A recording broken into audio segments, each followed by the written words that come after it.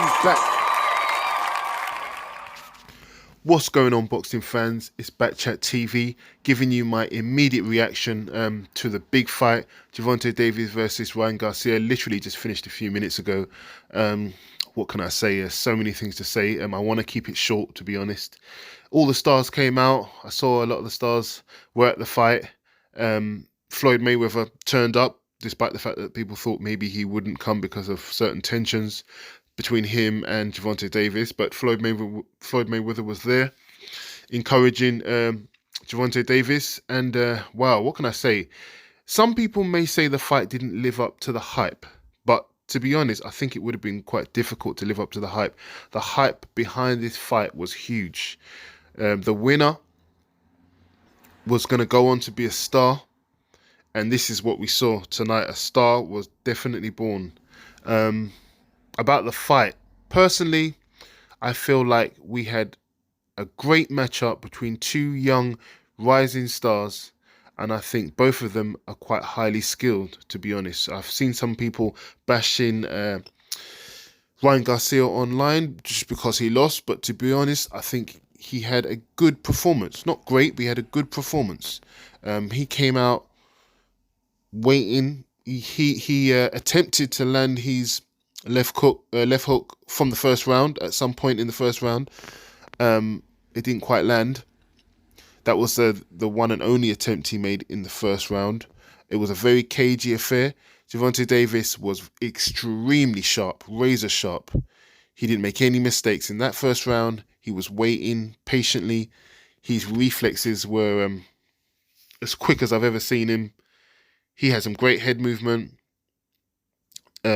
Garcia was stalking. Both of them had a wide stance, so you can tell that they were just waiting for one of them to make a mistake so that they could land a power punch. Garcia was coming in, stalking, had his hands up this time. He was waiting for Gervonta Davis to make a mistake, and he can catch him with that left hook or catch him with a straight right. Gervonta Davis wasn't falling for it, and at first it was Garcia kind of stalking Gervonta Davis, and Gervonta Davis was kind of skirting on the outside of the ring, just measuring him, making sure he's got that distance. Gervonta Davis also every now and then was kind of sticking out that measuring stick just to make sure that he's got the distance correct. If you get it wrong, Garcia can put you to sleep, and Gervonta Davis seemed very aware of that. Going into the second round, Garcia tried to push the action a little bit, got a little bit overzealous. There's a few times Gervonta Davis kind of threw a jab that he may have thought may have been a little bit short, and so he decided to clinch instead. He didn't want to leave anything to chance and be left for a counter left hook. And the referee had to kind of break it up because Gervonta Davis was kind of hanging on to him because he didn't want to leave any gap. Garcia threw a few inside shots, which a lot of people maybe they miss, which quite good inside shots that he landed on Gervonta. It didn't seem to have much effect, but it was a good kind of moment for Gervonta, for Ryan Garcia in the second round. And then I think after that, Garcia kind of got a little bit confident that he could kind of maybe hurt him because he'd kind of got his glove on him, and he kind of extended just a little bit too much. Gervonta Davis ducked, slipped the punch to the left, I think it was, and inside hook, I think it was a left shot to the chin, put Garcia down. Garcia didn't look massively hurt, but he hit him flush. Garcia went down on the seat of his pants, and he got up pretty quickly. He seemed to be stunned, but it was okay. Some people saying the writing was on the wall from then. I don't think so. He got up. He showed the heart of a champion. He can get up. He got up against Luke Campbell. He got up against his first test here, where he got put down in the second round. After that, Garcia I think Garcia, not he was afraid, but he realised that Gervonta Davis is much better than he first thought. He was extremely sharp. And after that, Garcia became tentative. You know, he didn't want to. He saw the speed of Gervonta Davis, and he didn't expect that. You know, it was so fast he almost didn't see the speed. I don't think he saw the shot. He didn't see the shot at all. So that's how he knew Gervonta was faster than he thought. And since then, it became a chess match. Garcia didn't want to overextend. Gervonta Davis was being extremely sharp, didn't want to overextend as well.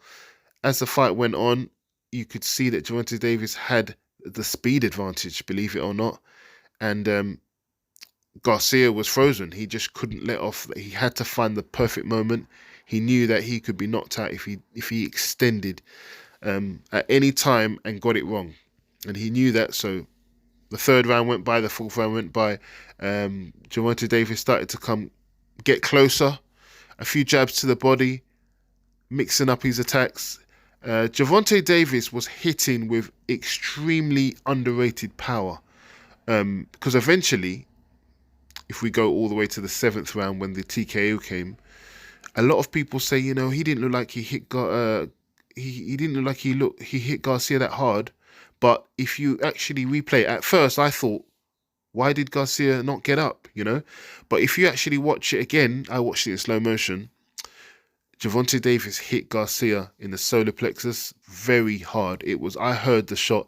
It was a really thudding shot, and the pain of those kind of body shots, I've had them before in sparring, they kind of, the pain is so bad that it comes later on. The pain is kind of delayed.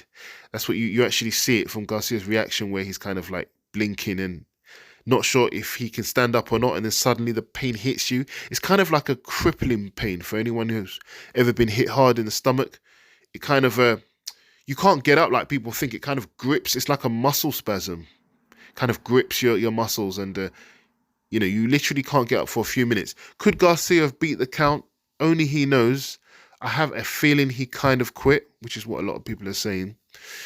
You know, I think he could have got up, but I think he was so hurt that he didn't want to get finished, especially knowing how fast and powerful, feeling the power of Gervonta Davis. I think he just quit in the end. Personally, I think he quit in the end at the last minute to see if he really had that Mexican spirit that they talk about. I think he failed that test, unfortunately. But he's born in America. He wasn't born in Mexico. If he was born in Mexico, he would have got up. But yeah, he didn't make the count on purpose. He could have made it. He was looking at the ref. He could have made it, I think, although I'm not in his body. But nevertheless, I don't think he's got anything to be ashamed of. And a lot of people are going to ridicule him and make fun and say he didn't do anything. But I think he fought a really good fight. You know, he came up against the better man. Gervonta Davis was more skilled, like I said he would be. His footwork was better. I think Gervonta Davis' foot speed and hand speed, but mostly foot speed, was what gave Gervonta Davis, what gave Garcia a lot of trouble. And Rowley did warn of this. He said that when they asked Rowley who he thought was a better fighter, he said Gervonta Davis has faster foot speed than you expect, although Garcia has faster hand speed. And he said the foot speed gives you more problems than the hand speed, to be honest. And that was exactly what we saw here. Apart from the fact that Gervonta Davis had faster hand speed as well in some instances. So it really was a lot for Garcia, but Garcia kind of did well to put him under some pressure. I think it was a good test for Garcia and for Davis. I think it was his toughest fight, although people may say that Davis had a tougher fight against Barrios or what's the other guy? Pitbull. I disagree. I think that because they're both massive punchers, they were both looking for that one punch to kind of be decisive, you know. I mean, literally, it was whoever made the first mistake is going to get knocked down. And that's what this fight was. And that's why the fight was so tentative. That's why both fighters didn't want to take a chance, basically. Garcia felt the speed and power of Gervonta, which he didn't think he had. And so he was very cautious about overextending himself after getting knocked down the second time and feeling a few power shots, especially some body shots that Davis landed. And Davis already knew about the speed of Garcia, so he was very careful. And I think he measured the fight perfectly.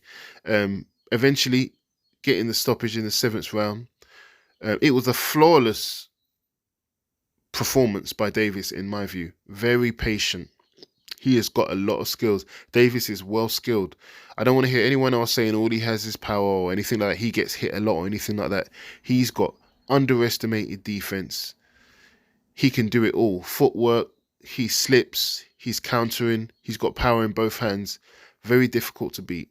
So Garcia, really, I think he should be proud of himself, but he won't be. Obviously, a young guy who wants to be the best. It's going to be a difficult road for him because it's his first loss. But I think it only makes you better. You know, this is where Garcia really is going to come up against the biggest test, and this is if he can stay in boxing and if he can improve. Because I think that this fight should improve him. You know, it's showing him that his reflexes, he needs to work more on his reflexes, his distance control, getting his hands up, especially that right glove up by his chin. He needs to keep his hands up properly. He needs to just be sharper. I think he needs to work harder. I think Gervonta Davis has really put in the work, and Garcia just needs to work on his skills and get sharper. And I think this fight will help him to get there, but it depends on how he takes the loss. Unfortunately, he's only going to get more, if not the same, or if not more difficult from here, because we've got a lot of other champions. And, you know, it's going to be difficult for Garcia, you know, to beat the likes of Shakur, even Loma, Devin, the list goes on. You know, there's a lot of top guys here in this division, and even above at 140, it doesn't really get easier. So, I don't know. I still think Garcia's got a chance of being a good fighter, and he can definitely be a world champion. He's a great fighter. I think he just came up against, you know, a fighter that is going to be extremely difficult to beat in Gervonta. Gervonta has got it all, you know. He's extremely athletic. He's fast feet, fast hands, great defense, well schooled, lots of experience. It's difficult to beat that. I think he even beats one of my favourite fighters, Shakur Stevens. I think he actually beats Shakur as well. I still think that Devin Haney is going to be the biggest obstacle for anyone, personally. But I put Devin Haney first and Gervonta Davis second at the moment. But that's just my own personal preference. But it could easily be the other way around. What does Garcia do now? I haven't actually watched the post-fight interviews or press conference. I don't know what Garcia said about his loss. I will watch it and see what he has to say. But I feel, you know, sorry for him in a way, because you never want to see, you know, a young up-and-coming star. He's got a lot of star quality, not just his looks, like people say he's got model looks, but just his personality, his energy before the fight. I liked his energy, very positive, very confident, you know what I mean? And I hope that his confidence isn't knocked by this loss, because I think if he can take positivity from the fact that he took Gervonta Davis seven rounds, and he matched him quite well in points in little parts of the fight. I think he can be a world champion. Let me know what you think in the comments. What did you think of the fight? Did it live up to the hype? I'm on to the next one.